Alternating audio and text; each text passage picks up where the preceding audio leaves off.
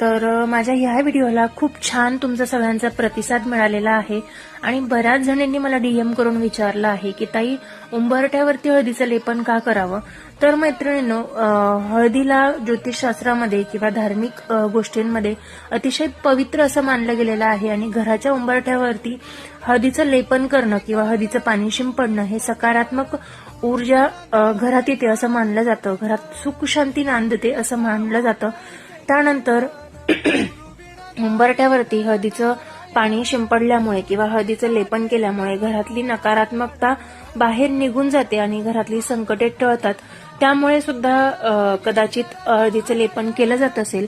उंबरठा हा घराचा केंद्रबिंदू मानला जातो आणि उंबरठ्यावरती हळदीचं लेपन केल्याने घरातले वास्तुदोष, ग्रहदोष दूर होतात. त्यामुळे सुद्धा उंबरठ्यावरती हळदीचं लेपन करावं.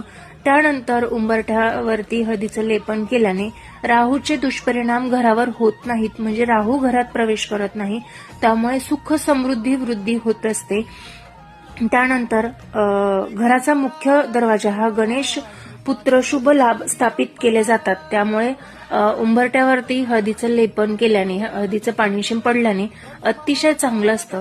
त्यामुळे तुम्ही सुद्धा हळदीचं लेपन नक्कीच करत जा, कारण प्रत्येकाला असं वाटत असतं की घरात सुख समृद्धी नांदावी.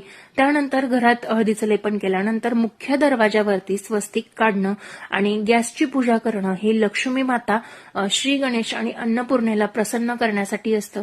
त्यामुळे घरात तुमच्या सगळ्यात आनंदाचं वातावरण असतं. त्यामुळे तुम्ही सुद्धा नक्की फॉलो करा.